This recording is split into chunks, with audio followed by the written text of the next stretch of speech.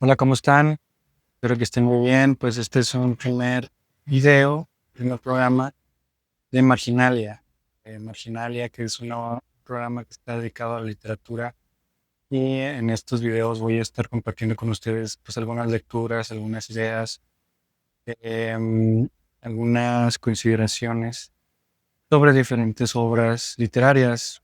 Pues mi intención es compartir con ustedes el gusto por las letras, por la literatura, por el pensamiento, en la filosofía. También en dado momento tengo pensado hablar sobre libros filosóficos, aunque mi formación es más literaria. Podemos decir que tengo mucha más experiencia en el ámbito novelístico, poético, sobre todo cuentístico. Pues todavía, todavía estoy muy interesado en la filosofía, en la parte filosófica. Y bueno, este programa mi intención es hacerlo como una especie de charla. No me Sé que en algunos programas hay mucha edición y muchas pantallas, muchas imágenes, muchas ilustraciones, y yo no tengo la capacidad técnica para hacer eso, pero no por eso quiero dejar de compartir con ustedes alguna que otra idea. Y, y bueno, pues esa es mi intención, y el día de hoy quiero dedicarla a esa gran novela, ese monstruo de novela, o incluso que alguien podría cuestionar si realmente es una novela por el tipo de forma que tiene, que es Moby Dick, de Herman Melville, ¿no? Este es un gran libro, es un libro sui generis, un libro que sin duda rompe con muchos de los esquemas de lo que se puede considerar que es una novela. Normalmente se vende como una novela, se dice la novela de Moby Dick, pero si revisamos bien el interior, si revisamos bien el libro, difícilmente cumple con la forma de novela. Al menos, en todo caso, rompe con lo que en el siglo XIX se consideraría una novela, porque aquí pues sí tenemos esa parte novelística de la narración y los diálogos, pero también hay párrafos, hay muchas páginas de disertación ensayística sobre diferentes temas que pueden ir desde la industria de la caza de las ballenas, de los elementos más técnicos sobre ese aspecto, hasta análisis sobre el bien y el mal, sobre la vida y la muerte, a ensayos, páginas que parecen ensayos. Y también pues estos fragmentos, estas secciones que también pues están en forma de teatro, que claro, no es un texto que esté escrito para ser representado en un escenario, pero sí sigue la forma del diálogo. De igual manera que cuando lo vemos en la obra de teatro. Y bueno, eso y muchas cosas más hacen que esta novela, este libro, pueda cuestionarse si es una novela en el sentido formal de la palabra. En sí no se parece mucho, por ejemplo, a una novela como las novelas de Tolstoy, pues no tiene mucho en común. Es un libro diferente, es un libro eh, que cambia mucho el esquema. En dado caso se puede parecer un poquito más Dostoyevsky, se puede parecer un poco más Moby Dick, porque bueno, primero fue Moby Dick, primero fue Herman Melville que Dostoyevsky. Moby Dick fue publicado en 1851. Como saben, Herman Melville pues era un hombre que venía de la clase alta de Nueva York. Sin embargo, bueno, en su juventud tuvo muchos privilegios. Su padre era un comerciante importante de la ciudad de Nueva York, y entonces él, de joven y muy niño, tenía muy buena posición social. Tenía un hermano mayor, tenía más hermanos, pero el con el que tenía más cercanía era con su hermano mayor. Y él, pues, su hermano mayor alcanza a tener estudios, alcanza a tener posiciones importantes dentro de la sociedad neoyorquina. Sin embargo, no logra consolidarse porque el padre de los Melville, el padre de Herman Melville, pues fallece. Se dice que fallece por una especie de colapso nervioso, pues desgraciadamente el padre tuvo un fracaso financiero muy grande y quedó en la quiebra. Y a raíz de esta circunstancia, el padre pues entra en un proceso de crisis nerviosa, se colapsa, psicológicamente, físicamente y muere. Y bueno, cuando muere Herman Melville todavía es un niño, podemos decir, de primaria o un preadolescente, y eso le va a cortar muchas de las posibilidades materiales a Melville. Él sí tuvo una formación buena desde niño, podemos decir que tuvo una formación literaria, formación letrada de muy jovencito, pero pues ya como por a raíz de la muerte del padre, como os digo, fallece cuando él es un preadolescente, pues él ya no puede estudiar más y tiene que dedicarse a trabajar directamente. Tuvo algunos trabajos pues manuales en la ciudad de Nueva York, todos ellos como sabemos mal pagados. Estamos en la primera mitad del siglo XIX en Estados Unidos. Pues el capitalismo está entrando con toda su fuerza en Occidente, pero pues también no existe todavía estas regulaciones de derechos laborales, derechos civiles. Él era blanco, en ese sentido tenía muchos más privilegios que la gran mayoría de la población, pero aún así pues no tenía estos derechos laborales que tenemos en la actualidad, que bueno, desgraciadamente, como saben, pues se han ido perdiendo poco a poco. Pero bueno, todavía tenemos algunas legislaciones que protegen a los trabajadores. Bueno, recordemos que en el siglo XIX pues, todavía no se tenían estos derechos laborales, todavía no se ganaban estas luchas civiles. Y Melville, pues, a raíz de su poca formación profesional, pues, no solo tiene accesos de trabajos de muy mala calidad. Y uno de esos trabajos a los que accede es al de ballenero. Eh, pues él trabaja un tiempo bastante largo, unos 10 años, si no me equivoco, como ballenero. Tiene varios viajes. Incluso bueno, ustedes saben, los que han leído el libro, pues estos viajes balleneros pues salían de Nueva York, de Nantucket, que es la isla, que era la isla donde salían, era como el centro de la industria de la caza de la ballena, Nantucket, que pues como saben está ahí cerca de Nueva York.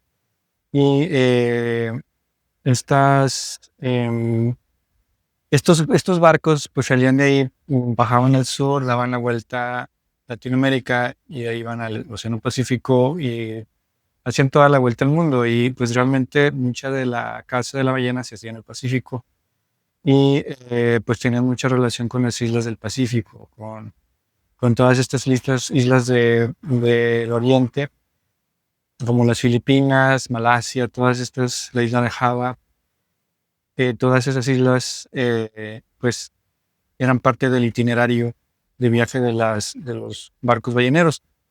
En dado momento, Herman Melville, muy joven, pues tendría unos 20 años, 18 años, él escapa de uno de los barcos porque el capitán, al parecer, era una persona muy autoritaria y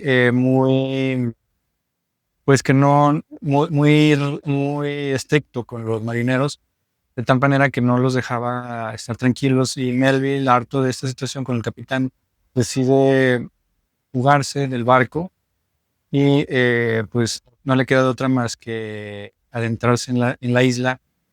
Y en esta isla, recordemos, en el siglo XIX, después del siglo XIX, pues todavía no llegaba la cultura occidental y pues todavía había mucha población indígena nativa del lugar y bueno, con sus costumbres. En Melville se adhiere con otro amigo de él, se adhiere alrededor de un año, vive con esta tribu y mucha pues, del conocimiento que tiene, esta perspectiva diferente que tiene sobre la realidad, sin duda pues fue influida por esta experiencia de vivir con estos nativos, con esta tribu indígena en una de las islas de Asia.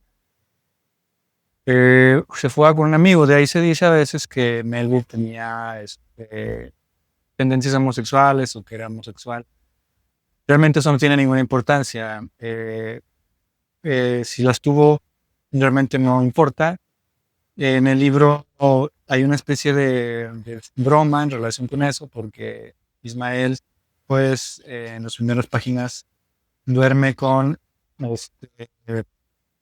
con su amigo, que es también un aborigen, un hombre de las islas del Pacífico, que ahorita se me fue el nombre del personaje, pero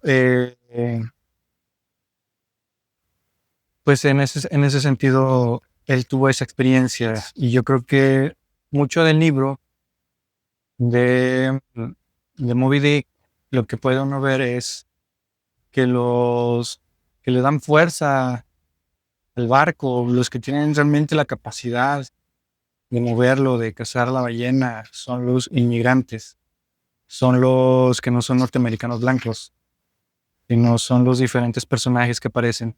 Y casi todos ellos o son africanos, o son asiáticos, o son de o son de un lugar que no es Norteamérica, y son los inmigrantes de los Estados Unidos.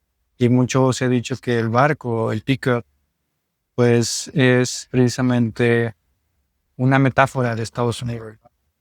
O sea, los Estados Unidos, Queequeg se llama el personaje que les digo. Los Estados Unidos, pues sí, están gobernados, son dirigidos por la élite blanca, pero toda su fuerza imperial, toda su fuerza económica, toda la capacidad técnica y toda la capacidad física, material que tienen para dominar la realidad del mundo, pues viene de los inmigrantes, viene de estos personajes que podríamos decir no son norteamericanos, no son de raza blanca, son las otras razas, son las razas, son los negros, son los asiáticos, son los indígenas. Y bueno, el personaje que toma principalmente ese lugar es Quique, que como sabemos en los primeros párrafos, en los primeros, bueno, no primeros párrafos, en los primeros capítulos, pues él comparte la cama con Quique en la fonda una noche antes de salir el Peacock y zarpar para cazar a la ballena, ¿no? Entonces, bueno, como les digo, esto más que nada es como una plática, una charla. Quisiera hacerlo un poquito así, espero que no les canse. El libro Moby Dick está dirigido, iba a decir, está dedicado a Nathaniel Hawthorne, que como saben también ustedes, Nathaniel Hawthorne pues es uno de los grandes cuentistas norteamericanos, contemporáneo de Allan Poe, y también autor de La Letra Escarlata. Nathaniel Hawthorne, cuando Herman Melville regresa de esta travesía que les digo, en donde él pues pasó un año más o menos eh, en esta isla, conviviendo con los indígenas. Llega un momento pues con su amigo que ellos deciden regresar a Estados Unidos y ven la manera, creo que lo logran hacer porque hay un buque militar cerca de ahí y ellos se enteran y pues se presentan ante el capitán y el capitán accede a llevarlos a Estados Unidos. Eh, Al cabo de algunos meses zarpan de nuevo de regreso, llegan a California y Melville tiene que recorrer desde California hasta Estados Unidos por tierra.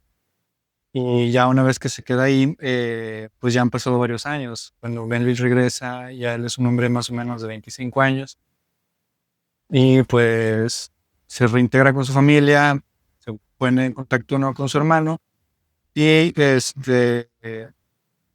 pues el hermano le trata de conseguir trabajo. Realmente Melville ya no tiene, quisiera tener un trabajo ya no tan pesado físicamente, sino quisiera tener un trabajo un poquito más de élite. Al final lo consigue, al final con algunos años se convierte en funcionario de aduanas y realmente Melville va a trabajar en ese trabajo, en ese empleo hasta su muerte, más o menos hasta la edad de los 80 años. O sea, va a estar en ese trabajo como 60 años más o menos. Pero bueno, en el Inter, en el Inter en donde él no encuentra trabajo, su hermano le dice, pues, ¿por qué no te pones a escribir sobre las experiencias que tuviste en Asia y en tu vida de marinero? Y así lo hace. Los primeros libros de Herman Melville son libros de viaje, son libros como crónicas, no son, son ficciones, pero están muy apegadas a una realidad bastante biográfica, por decirlo de algún modo. Moby Dick es la primera novela o el primer libro completamente literario. ¿A qué me refiero con eso? Que es completa invención. los primeros libros de Melville no son invención, claro, en toda literatura hay invención. Yo diría en todo discurso que una persona haga, escrito o hablado, hay invención, por supuesto, pero no es la invención desbordada, poética, universal, que podamos encontrar en un libro como Moby Dick. Los primeros libros, realmente más bien son como libros de viaje, de memoria, muy biográficos y muy apegados a una verosimilitud realista en tanto él está contando su experiencia de vida. En Moby Dick, pues, hay un elemento fantástico muy importante que es la ballena blanca. Y no nada más eso, sino muchas de las atmósferas, muchas de las escenas de la novela, del libro de Moby Dick, pues notamos una creación de personaje, por ejemplo, una, un adentramiento poético muy importante, conflictos metafísicos que no se abordan de manera tan sencilla en un libro de viajes. ¿Cuál es ese personaje? Pues es el personaje del Capitán Ahab, por ejemplo, que bueno, pues se ha relacionado mucho pues con una especie de Prometeo al revés, ¿no? Un antiprometeo, un Prometeo negativo. ¿Por qué? Porque él lucha contra la divinidad, pero no está buscando luchar contra la divinidad por una generosidad. Por ejemplo, en Prometeo lucha contra Zeus porque él le da el fuego a los humanos, a los mortales, y entonces su lucha contra lo divino es una lucha para sacrificarse él por los demás, por darles la libertad a los demás. Y en Ahab es lo contrario. En Ahab, Capitán Ahab, capitán que está obsesionado con matar a la ballena blanca, pelea contra la divinidad, pero a costa de los demás. Él lo hace por una cuestión de egoísmo, una intransigencia. Él quiere venganza. Porque, bueno, la ballena blanca, en el pasado, pues le cortó la pierna a Ahab y por esa razón Ahab quiere vengarse de la ballena, ¿no? Y a pesar de que Starbucks y otros personajes le dicen que no tiene ningún sentido sacrificar todo el barco y toda la tripulación, toda la mercancía por destruir esta ballena blanca, a pesar de que lo conminan y le dicen que no tiene sentido, que lo mejor es regresar a casa, ya tienen las toneladas de aceite de las ballenas, no tiene ningún sentido regresar. Y pues baja, se obsesiona y sacrifica toda la tripulación. Y bueno, disculpen si es como una especie de spoiler para los que que no lo hayan leído, pero bueno, todo el barco se hunde. La ballena hunde el barco y toda la tripulación sucumbe, toda la tripulación muere, excepto de un personaje que es el narrador de la historia, que es Ismael. Ismael, también se han hecho muchas interpretaciones sobre este personaje y bueno, se dice que Ismael es como el hijo no reconocido, el hijo rechazado. Y esto viene de pues, la mitología judía, ¿no? Ya nos acordamos de Abraham, el gran patriarca de, de las, de las religiones monoteístas, el patriarca de la religión islámica, de la religión judía y del cristianismo. Eh, Dios le había prometido a Abraham tener un hijo con su esposa Sara. Y pues este hijo iba a ser el padre de la nación elegida por Dios, que es Israel. Al menos eso es lo que dice la mitología. Pero Abraham empieza a envejecer, envejecer. Y pues Sara no le puede dar un hijo. Sara accede a que Abraham tenga un hijo con una esclava. Y el hijo que tiene con esta esclava es Ismael, o Ismael en español. Ismael va a ser el padre de los musulmanes. Es la vertiente que va a dar origen a la nación árabe. Y bueno, cuando pasa el tiempo en el mito judío, más o menos cuando Abraham tiene 90 años y Sara también, al final Sara queda embarazada y tienen a Isaac. Y cuando tienen a Isaac, pues evidentemente Abraham rechaza a Ismael y junto con su madre los expulsan del reino. Y bueno, Ismael es ese hombre, tiene esa connotación simbólica, es ese desplazado, es un blanco, pero es un poquito como el alter ego de Melville. Era un blanco que tenía una especie de destino, pero por una situación trágica pierde ese destino y es rechazado. Y pues ahora tiene que convivir con los marginados, ¿no? Que es lo que pasa en la novela, ¿no? O sea, Ismael tiene que compartir cama con Quique, que es un, este, un hombre proveniente de las islas del Pacífico asiático. Entonces, pues es ahí donde les comento esta tensión, esta mezcla entre razas que, por supuesto, sigue muy vigente en los Estados Unidos, ¿no? Quizás para nosotros mexicanos, que tenemos una tradición de mestizaje, este tipo de tensiones no sean tan importantes o significativas o incluso sean incomprensibles o lejanas. Pero recordemos que una nación donde hay mucho racismo, donde hay mucha tensión interracial, pues este tipo de simbología, este tipo de conflicto son muy importantes. Y bueno, Ismael es el que narra la historia, y es el personaje narrador, y es muy interesante cómo empieza el libro. Es un inicio muy famoso. Los que me han seguido a lo largo de estos años, los cuales agradezco mucho, pues saben que yo siempre tengo como una predilección, un gusto mucho por el inicio de los libros. Y pues este es otro gran inicio de los libros. El libro, bueno, esta es una copia, un ejemplar que me compré a muy bajo precio, 99 pesos, pero como pueden ver es pasta dura y está en inglés. Este es el texto original de la novela, es el inglés del siglo XIX. Ciertamente es una lectura que exige mucho más del lector, pues porque está en la lengua original de Melville, pero ustedes como saben, pues como tengo ciertos fetiches, pues dije, quiero leerlo así. Y bueno, también lo leí en español. Tengo ya mi edición de sepan cuántos y tengo también una edición de Alianza, pero también dije, tengo que leerlo en el original, ¿no? Y bueno, en el original están los extractos, ¿no? Los famosos extractos, ¿no? Algunas ediciones en español, wow, que me ha tocado ver, pues quitan esta parte, ¿no? Yo creo que el editor dice, pues no, aquí no hay narración, la gente se va a confundir, no van a querer leerlo, pero creo que estos extractos son muy importantes para entender el libro, porque es donde nos damos cuenta de que la ballena o el leviatán, pues es un animal cósmico, es un animal que tiene una connotación metafísica que simboliza lo desconocido para el ser humano.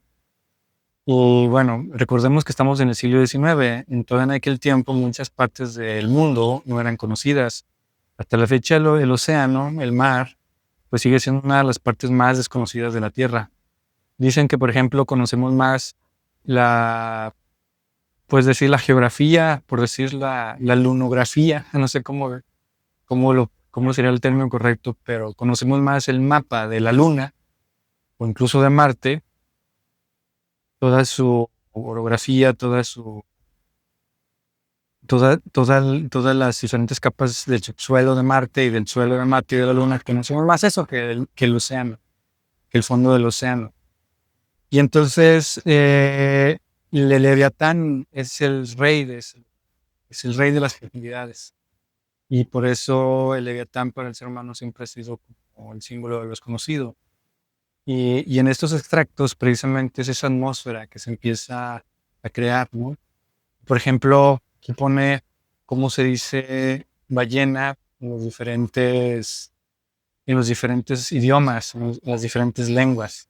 Obviamente yo no sé todas estas lenguas, pero por ejemplo aquí viene en hebreo, como se dice, no sé cómo se pronuncia la verdad, pero por ejemplo en griego cetos, que viene lo de cetáceo, en latín cetus, en anglosaxón whole, en Danish, bueno, no sé cómo se pronuncia en Danish, pero por ejemplo en English, the whale, en French, baleine, en español, ballena, y todo también pone esto me parece muy interesante de Melville.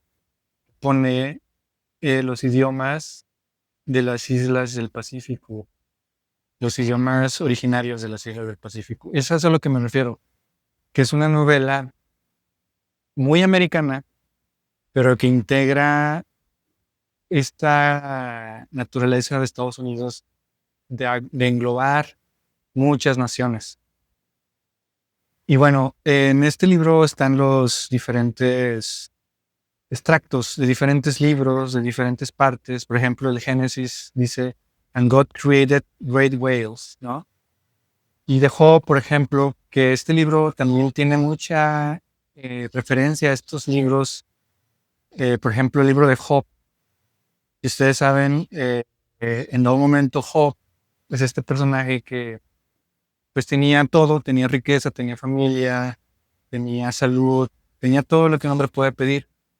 Y un buen día Satanás, bueno, Job es muy devoto de Dios, de Yahvé, y un día Satanás se le aparece Yahvé, y Satanás reta a Yahvé y le dice, Job es devoto de ti y creyente porque le has dado todo lo que tiene. Quítale todo y convencerá a aborrecer de ti. Va a odiarte. Y entonces Yahvé le dice a Satanás, está bien, acepto tu reto, destruye, quítale todo a Job, quítale toda su familia, quítale toda su riqueza, quítale su salud, solo no lo mates y vamos a ver quién tiene la razón. Entonces, en un momento, Job, el personaje en el poema, habla con Dios, reclamándole precisamente eso. Y bueno, Dios le dice, ¿tú quién eres para reclamarle? Yo puedo hacer lo que yo quiera, ¿no? Bueno, le recomiendo mucho también esa lectura, igual y luego un video de eso, pero ese tono, esa poética está en este libro. Y, por ejemplo, dice, Leviathan make the path to shine after him. One would think the deep to be hoary. Entonces, bueno, pues aquí están los diferentes textos, ¿no? Y no podemos también olvidar a Jonás, ¿no? Este profeta, también que es un libro de la Biblia. Jonás también les recomiendo que lo lean. Es un excelente cuento, como género cuentístico, es un excelente cuento el libro de Jonás. ¿De qué trata el libro de Jonás? Es un profeta de Israel, el cual tiene que dar un mensaje a una ciudad árabe, que es Nínive. Pero como saben, los judíos hasta la fecha y los árabes pues se odian, están en guerra. Y entonces Yahvé le dice a Jonás, por favor, o no le dice por favor, le dice, tienes que ir a la ciudad de Nínive a darles mi mensaje. Y Jonás se niega porque es una ciudad árabe y él dice, mejor destrúyelos, porque no hay ningún sentido de que yo vaya. Entonces Dios le dice, no, tú tienes que ir. Y Jonás hace muchas cosas para tratar de ir. En una de esas cosas que hace es subirse a un barco y, bueno, pregunta si el barco va hacia el fin de la tierra y el marinero, el capitán, le dice que sí. Entonces se sube al barco tratando de escapar de Dios y pues obviamente Dios hace una tormenta con el fin de hundir el barco. Los marineros se asustan y se dan cuenta de que esa tormenta no es una tormenta normal, sino que tiene orígenes divinos. Es una especie de ira divina y dicen, alguien debe estar maldito en este barco. Jonás acepta que él es el maldito y lo tiran por la borda. Cuando Jonás está en el mar, una ballena lo devora y Jonás vive en la ballena, dentro de la ballena, si no me equivoco son 3 días. Pero bueno, eso también está aquí en el libro del Moby Dick. Entonces, eso está en los fragmentos. Claro, no te pone toda la cita, solo te pone como un fragmento, lo de los salmos y otros libros ensayísticos, obras de teatro, incluso vienen textos de Shakespeare, incluso de John Milton, donde donde se menciona lo de la ballena. Y esto da una atmósfera de que la ballena es un ser mítico, eterno, que es el amo y señor de las profundidades y por lo tanto es el símbolo de lo desconocido, de lo más profundo que existe en esta tierra.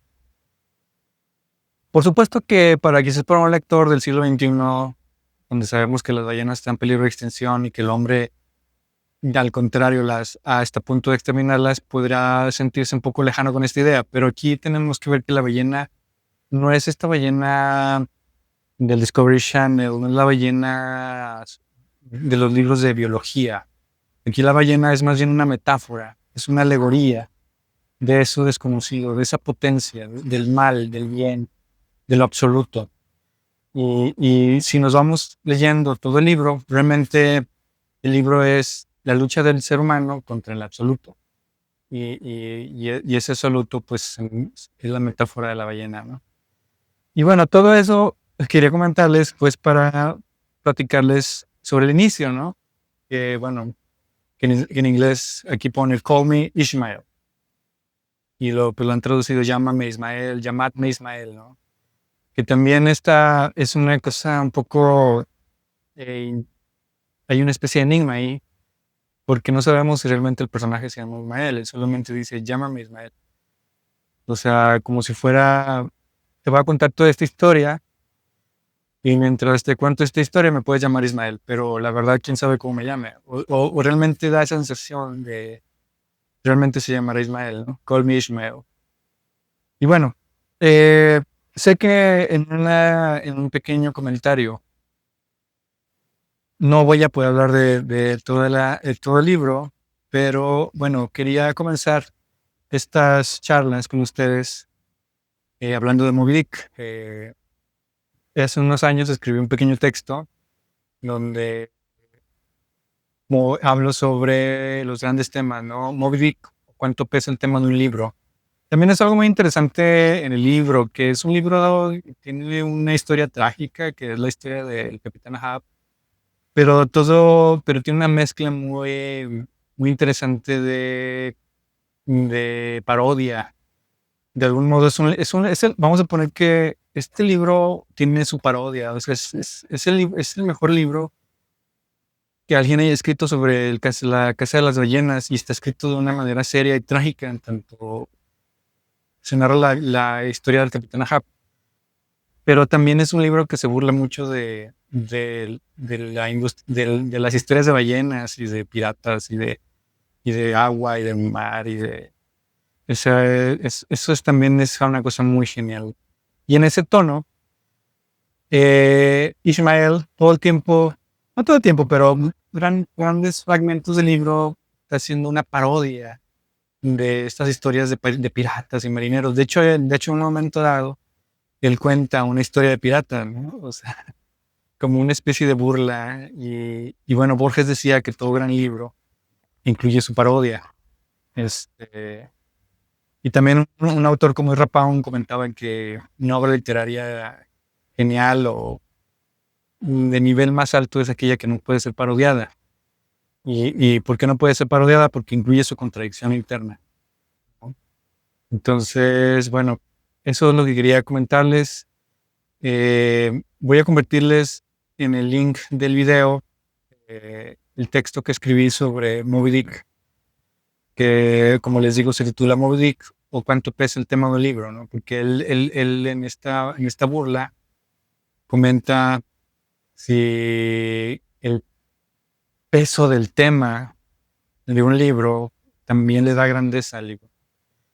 Y bueno, obviamente que es una burla, ¿no? Pero bueno, voy a dejarlo aquí. Espero que les haya gustado mi comentario. Más adelante iré puliendo un poquito más mi manera de comentarles. Es como una especie de charla. No tengo un lugar donde grabar, donde no haya ruido. También les pido disculpas porque de pronto pasan carros y no puedo evitar ese ruido de fondo, ¿no? Y pues, desgraciadamente ese es el mundo que vivir ahora. Casi no hay lugares con silencio. Entonces, pero no por eso vamos a dejar de compartir y de hablar de literatura, de poesía. Bueno, pues me despido, que estén muy bien. Más adelante estaré subiendo otros videos. Les agradezco mucho. Hola de nuevo. Pues quiero hacer un pequeño fe de ratas porque me fueron algunas cositas. Por ejemplo, lo que les estaba comentando de Natalie Harton, cuando Melville regresa a los Estados Unidos, Harton es un autor muy importante, tiene mucha fama y vivía más o menos como una milla de la casa de Melville, ya en los suburbios de Nueva York. No era en sí, no era en sí en el centro de la ciudad, sino que era más bien como casas de campo, granjas, y Melville vivía en una granja que estaba más o menos una milla de la casa de Harton. Cuando Melville se entera de que Harton vive ahí, pues inmediatamente empieza a visitarlo. Y Hunter, pues tratando de ser amable, lo recibió algunas veces. Sin embargo, se conoce que Hunter se sentía muy incómodo recibiendo a Melville, porque al parecer Melville era muy apasionado, muy intenso en la manera de platicar con Hunter y parecería como que pasaba demasiado tiempo en la casa. Entonces Hunter como que de pronto prefería esquivarlo. Hubo veces en que la esposa de Hunter tenía que recibir a Melville y ella se quedaba con él hablando. Y Harton, pues, arriba en la habitación, este, escondiéndose, ¿no? Hay unas cartas muy famosas de Melville a Harton, y ahí explica todo lo que él quiere hacer con la novela de Moby Dick. Vamos a poner que de algún modo Melville se motiva mucho para escribir la novela porque le empieza a pasar como fragmentos de lo que lleva escrito. Counter, no, no estoy muy seguro, pero no lo he investigado a fondo, pero casi estoy seguro que pues no leyó esos fragmentos de Moby Dick y quizás no le comentó nada de relevancia para mejorar la obra. Entonces, bueno, eso es lo que quería comentarles. Por esa razón, Moby Dick está dedicada a Nathaniel Hawthorne. En una carta que Melville le envía a Nathaniel Hawthorne, ya cuando salió publicada, la verdad, la novela no tuvo éxito comercial, pasó de largo, no, la gente no la entendió en su momento. No es de sorprenderse porque, como les decía, rompe con todos los esquemas formales de la novela. Entonces, en ese tiempo, el público norteamericano, quizás incluso el europeo, pues no estaba preparado para recibir la innovación literaria, técnica, formal de una novela como Moby Dick. Eso va a pasar hasta el siglo XX.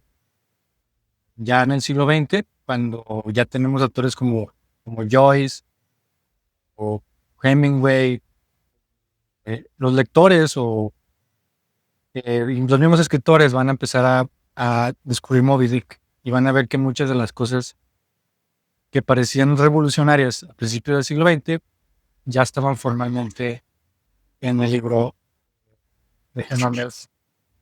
Entonces, bueno, esa es una de las cosas que quería clarificar porque me fui de largo y dejé el tema sin resolver, ¿no? Otra cosita que quiero clarificar es que cuando estaba platicando de la historia de Jonás, por una cuestión de dicción que no quedó bien claro, parecería que dije que Jonás, cuando Yahvé le requiere ir a dar pues sí, la profecía, ir a profetizar a Nínive, Jonás no quiere ir a la ciudad de Nínive. O sea, es que en algún momento parecía que en esa búsqueda por ir a la ciudad de Nínive se sube al barco, pero no, en realidad lo que pasa es que como no quiere ir a la ciudad de Nínive y se niega a cumplir las órdenes de Yahvé, él se sube a este barco en el cual lo tiran por la borda.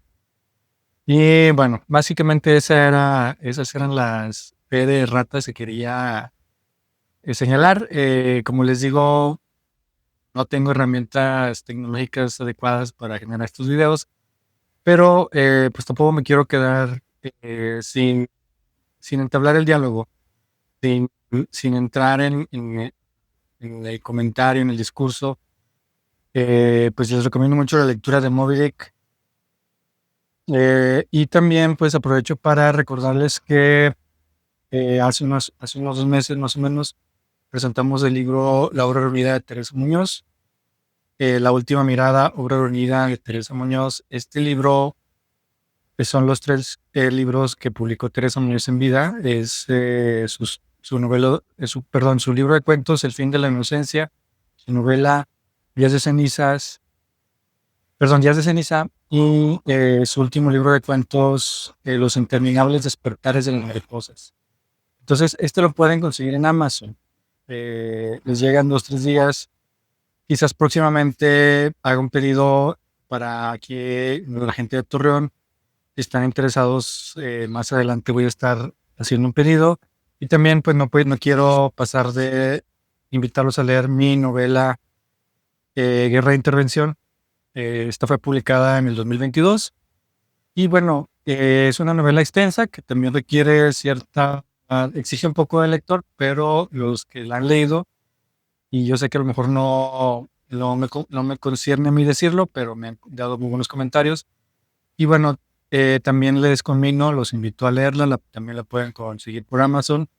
Hace unos años estuve también haciendo pedidos y entregaba aquí en Punto Medio, en la ciudad de Torreón.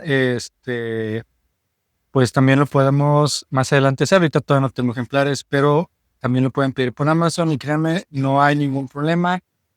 Nunca ha pasado que no lleguen los libros, tardan 3 a 5 días. Y bueno, ojalá puedan interesarse o puedan leer también un poco de la creación literaria, pues aquí local, eh, mía, de Teresa y mía. Y bueno, pues nada más, ahora sí ya me despido. Espero que este video les haya gustado. Espero que si pueden darle like, les agradeceré mucho. Si pueden compartirlo también. Y bueno, poco a poco iré mejorando, pero por lo pronto esto lo que quería compartir y los veo próximamente.